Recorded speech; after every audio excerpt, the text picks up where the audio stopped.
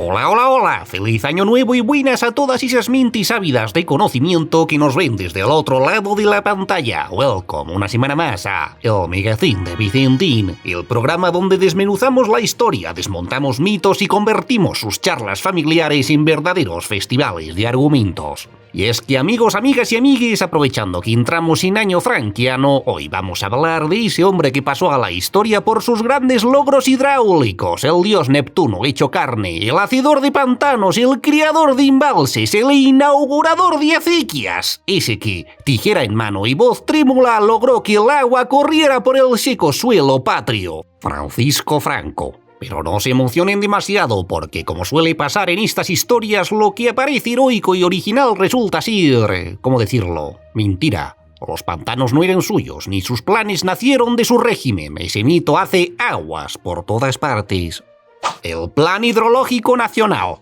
El primer plan hidrológico data de 1879 y mucho antes de que Franco se pusiera el casco de constructor ya se había diseñado el Plan Gasset en 1902. Incluso en plena república, en 1933, el ministro Indalecio Prieto del Partido Socialista, como si del mismísimo Óscar Puente se tratase, amplió la planificación hidrográfica de nuestra querida España. Así que lo que Franco hizo fue continuar proyectos que ya estaban en marcha, eso sí, con un marketing impresionante. Cada pantano era una oda al caudillo retransmitida en riguroso diferido en el nodo, como si hubieran surgido de su divina inspiración. Pero bueno, sigamos, porque los pantanos no son lo único que le atribuyeron de forma injusta.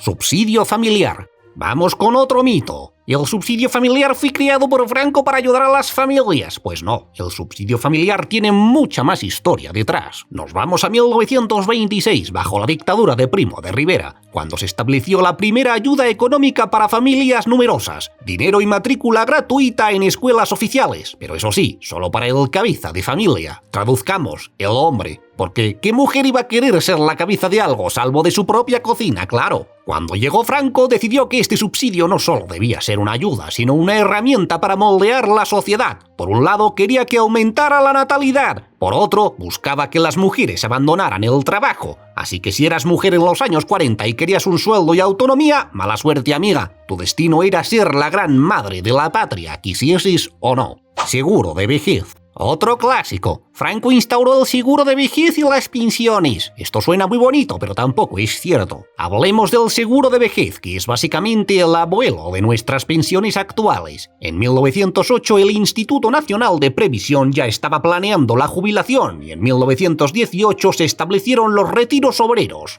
La edad de jubilación era de 65 años, aunque en aquella época si llegabas a esa edad probablemente eras una leyenda viviente. Cuando Franco llegó al poder, el Instituto Nacional de Previsión ya estaba en funcionamiento. La única novedad en 1963 fue la creación de la Ley de Bases de la Seguridad Social, unificándolo todo en una sola entidad, pero los cimientos ya estaban puestos. En los años 70, durante la transición, el sistema evolucionó y se dividió en entidades como el Instituto Nacional de la Seguridad Social, pero como ven, todo esto ya estaba en marcha mucho antes de que Franco le pusiera su sello.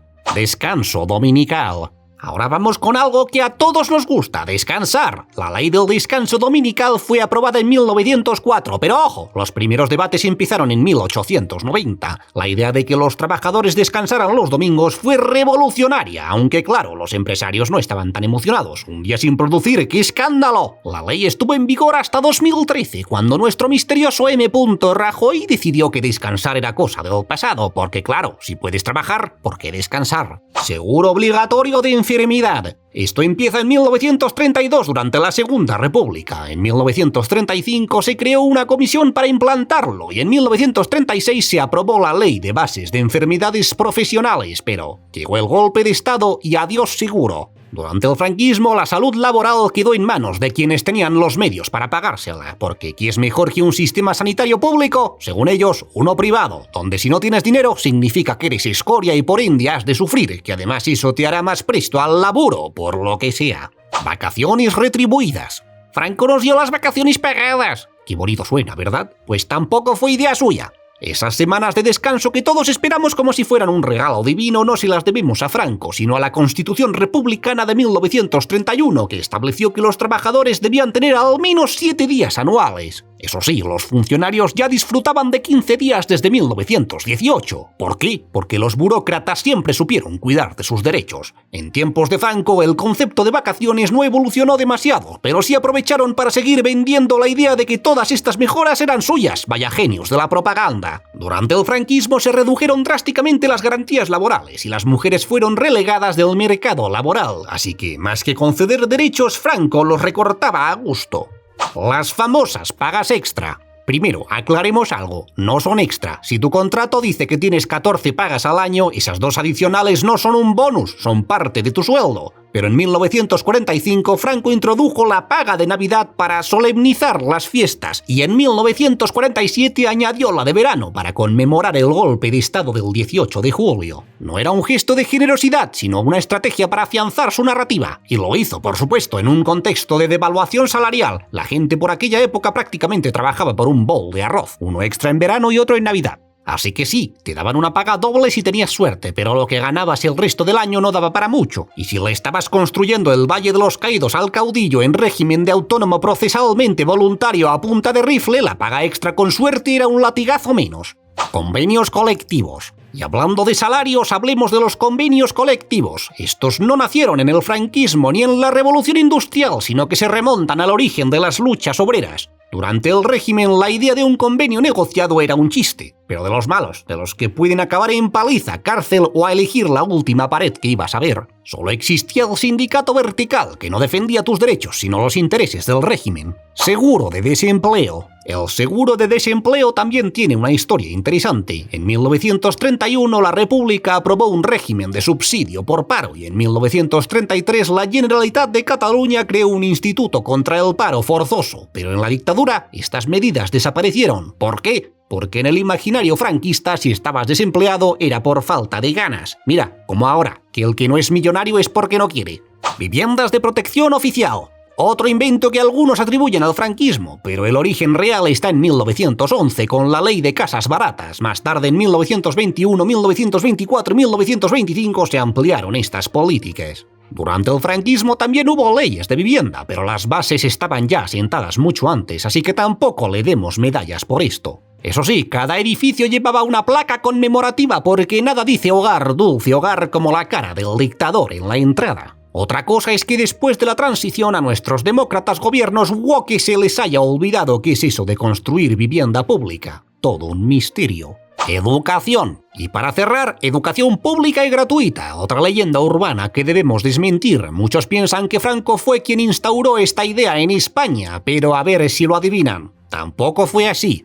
La primera ley educativa del Estado español se remonta hasta 1857. En ella se establece que la educación sería obligatoria para todo el mundo y gratuita para quien no pueda pagarla, y fija la edad escolar obligatoria entre los 6 y los 9 años. Más adelante, mediante un Real Decreto de 1901, se ampliaba la escolarización obligatoria hasta los 12 años. Nuevamente, poco o nada que ver con Franco, que simplemente aplicó purgas ideológicas en los centros educativos, que se ensañó especialmente con los maestros a lo largo de todo el territorio nacional. Para que se hagan una idea, durante la dictadura franquista se estima que alrededor de 30.000 maestros y maestras fueron represaliados, pero no en plan llamarte al despacho del director. La represión fue brutal contra el sector educativo, con despidos masivos, censura ideológica, destituciones, encarcelamientos, exilio e incluso fusilamientos de muchos docentes que se consideraban peligrosos para el régimen debido a sus ideas progresistas o republicanas. Además, se llevó a cabo una purga ideológica en la educación con la eliminación de libros, supresión de métodos pedagógicos modernos y la imposición del nacionalcatolicismo en las aulas. Hoy volvemos a ver cómo los fascistas lo tienen claro. Primero hay que asegurarse de tener controlada la infancia, no sea que alguien les meta ideas muy locas en la cabeza. Es lo primero que quieren controlar en cuanto lleguen al poder. En lo de adoctrinar a los niños que se supone que hacen ahora los progres sí que fue pionero Franco. Venid, acercaos, abrid bien las orejas. Os vamos a revelar un secretito muy útil para traducir cualquier declaración de un líder de la derecha.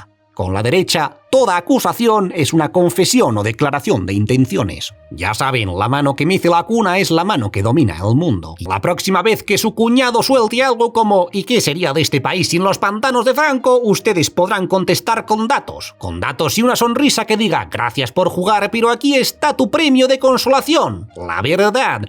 que no servirá de mucho porque la realidad es una asignatura optativa para esta gente, pero oye, tal vez no te dé la cena. Porque al final desmontar mitos no es solo divertido, también es necesario. Cada derecho que tenemos hoy no es un regalo otorgado desde el cielo por un gran líder al que lamerle la abertura del tracto digestivo, ni obra de un régimen que oprimía más de lo que ofrecía. Son conquistas sociales, luchas obreras, avances de décadas anteriores y sí, un bien preciado a defender. Y la recomendación de esta semana es el compañero David Cot, del canal La Historia de España, Memorias Hispánicas, que también acaba de estrenar una serie de vídeos desmontando mitos franquistas. Vayan a su canal, suscríbanse, denle amor y digan que van de nuestra parte. Ale, ya saben, armen su arsenal de argumentos, practiquen la ceja irónica y salgan al mundo a desmentir con estilo. Hasta la próxima y que la razón les acompañe.